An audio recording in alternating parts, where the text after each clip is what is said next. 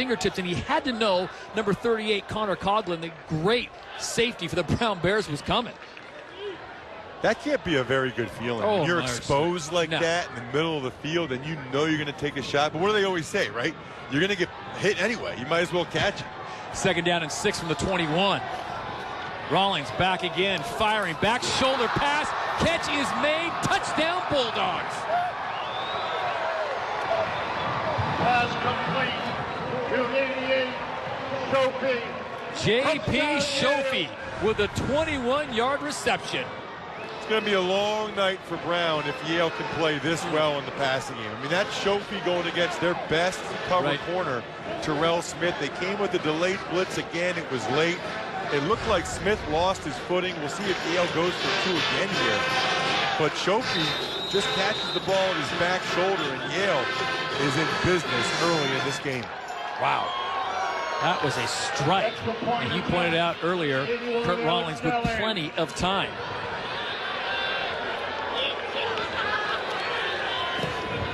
Alex Galan out of Bakersfield, California, punches it through. This is a great throw as a flag comes out, and it's going to be offsides on Brown. So Yale will decline the penalty, take the points. The kick is good. Offside. Defense. Number 2. Penalties decline. TV timeout on the field. 6:52 to play in the first quarter. It is all Bulldogs as they lead the Bears 13-0 in the Yale Bowl. Lead early in the first quarter. That drive 7 plays, 66 yards, only chewed up 319. And Ross, you look at the entirety of the game so far, short as it is, 9 plays for the Bulldogs, 134 yards, 14.9 yards per play. Brown's got to figure something out on defense. Things are coming very easily for Yale right now. He just is so good with his lateral agility and vision, which is what makes him a great player. 1st and 10 from the 41. Quick pass, and that one skipped off the turf as Rawlings just couldn't quite get it there to the intended receiver, number 88, J.P. Shohfi, who already has a touchdown tonight. You can see the ball clearly hits the ground there. Shohfi didn't even argue it. Oh, I don't know. Second at that angle, it looked like he caught it. The hands underneath but there. you know, he didn't argue it. The first angle, it looked like it definitely hit the ground. That one, it looked like he actually might have caught it. There's no replay in the Ivy League, so it's a first moot point. Incomplete pass for Kurt Rawlings. Look at this lineup. Rouse and Dudek both in the backfield now. As they split, Rawlings looking downfield. He'll tuck and try to run, and he drops a knee, so it'll be a loss of yardage. Just look at that play one more time, that throw. That's a great short hop on a 3-yard loss from Rawlings. The first angle, I could have sworn it hit the ground. That one, I'm not so sure. I think it caught the nose and popped up. Yeah, right? yeah. It hit the nose. And by the way, we don't even really need to look at this. Shohfi would have argued. Yeah, exactly. You know what I mean? They know. He would have argued. He's probably going to be a lawyer. He's got to start somewhere. 3rd and 13 now as the Brown defense tries to get the Bulldogs off here and give their offense a chance. So 2nd down and 10 from the 17. This would be a great opportunity for Brown to pin Yale back and get him on a 3 and out. Rawlings comes out pitching, man wide open, man is running free. And this has been a theme all night. And again, J.P. Shohfi is going to get his 2nd touchdown of the night of the 83-yard variety.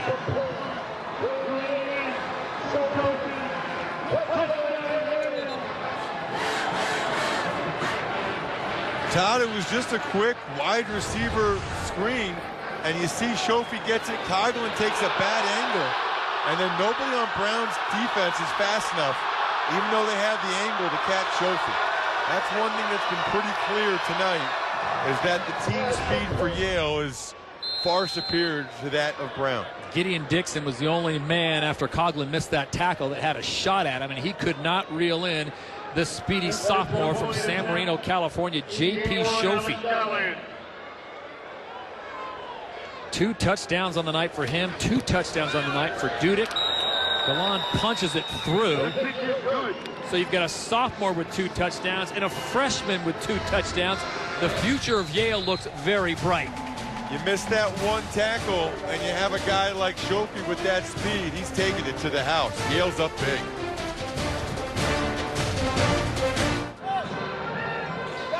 Things are going the way as planned if you're a Yale Bulldog. 27-0 with 6:43 to play in the first half. Brown has struggled tonight, and they'll get one more opportunity. Rawlings has really had all kinds of targets to go through. If it's not J.P. Shohfi or Zane Dudek or Melvin Rouse, he's done it himself. And 84-yard pass completion. It's the 5th longest play in school history, over 145 seasons. This is Team 145. That's how they describe it at Yale. You see that throughout the stadium. 145th edition of the Yale Bulldogs. 6 different receivers. Sam Tuckerman punches this one short, and it'll roll out of halftime report. Wake Forest versus Notre Dame. We'll have a preview of that big matchup. Pro Football Talk and highlights and stats. That's all coming up on the Geico halftime report from the guard gets good push, and now we got a new quarterback in the game. Patrick Conte comes in, number 8. Conte comes out firing, has his receiver, makes him go to the turf, but the freshman at a Newport, Connecticut's Fairfield Prep finds J.P. Shohfi, and it's not a bad place to start. Shohfi, 2 touchdowns on the night, but the number is, so the ball will be here from the Dan Patrick Show. And the Leisureman on NBC Sports Radio. We're here in New Haven, Connecticut. We're going to tell you 5 things you didn't know about the Yale Bowl. In 1987, the Yale Bowl was named a National Historic Landmark. That's the highest recognition a building or a place can get. So take that, Franklin Field. Some of the luminaries that have played the Yale Bowl: Led Zeppelin, Ray Charles, Pele, Joe Namath. The Giants played 2 home seasons here. JFK when he was at Harvard. Well, JV. The Yale Bowl is actually the first bowl-style stadium in the United States. Wait, older than the Rose Bowl? Yeah, you could call it the granddaddy of the Rose Bowl. Designer Charles A. Ferry didn't include locker rooms in the original stadium. Where'd the players change into the uniforms? You know, I don't know, but good thing there was no social media back then. The bathrooms at the Yale Bowl are outside the stadium. You better hustle.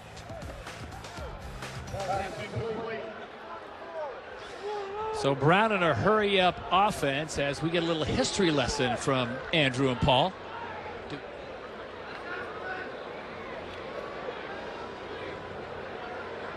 Opened in 1914. Largest athletic stadium in the world. When it opened. Think about that. 100 years ago, largest athletic stadium in the world. Take that, Jerry's World.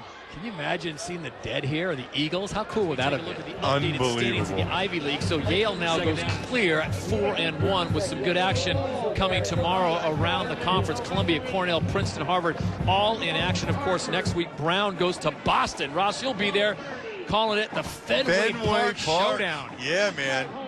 See if they can get some David Ortiz, Big Poppy home runs. It's pretty cool to be there.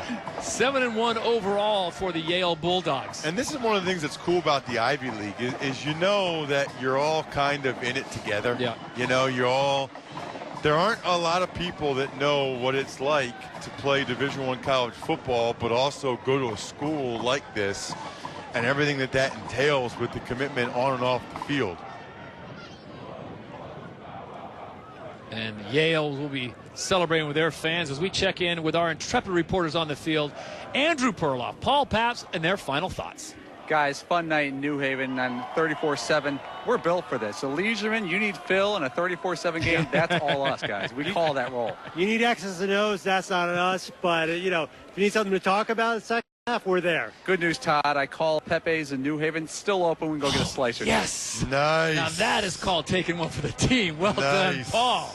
Well, it's great having Paul and Andrew here with us and their reports and even them delivering you food at halftime. Now, come on. Are you kidding me? That was clutch. That was clutch. I loved it. Although the highlight of the game might have been seeing that picture of McLovin from the 80s right there in his Eagles outfit. That was amazing. Are you sure those were Eagles? That wasn't Big Green? He was rocking the Big Green? Oh, you know what? No, it was Eagles. The Dartmouth Big Green. And then we look at that. Come on. Look at that. The high socks. Oh, yeah. That is amazing. And look at him with the Lacoste. Oh, I see how you roll. Yeah, the John Stockton shorts before Stockton wore them. With the Lacoste. Who wears green on green? Was it St. Patrick's Day, maybe? Maybe it was St. Patrick's Day. Yeah, could have been. Our thanks to Andrew Perloff and Paul Paps for being great sideline reporters, getting me a little bit of the flavor of Friday night action here in Ivy League competition. And once again, Yale getting it done in a dominant fashion. Thank you for staying up late with us on a Friday night. Our final score, Brown 7, Yale 34. Ivy League football on NBCSN continues next Friday when Dartmouth and the Browns square off at Fenway Park. Coverage begins at 8 p.m. Eastern Time. All Bulldogs in the Yale Bowl. Coming up next, NASCAR Cup Series qualifying from Texas. So on behalf of my partner Ross Tucker and our entire crew, including Paul Paps and Andrew Perloff, I'm Todd Harris saying good night from New Haven. Once again, it's the Bulldogs over the Bears 34-7. Good night, everybody.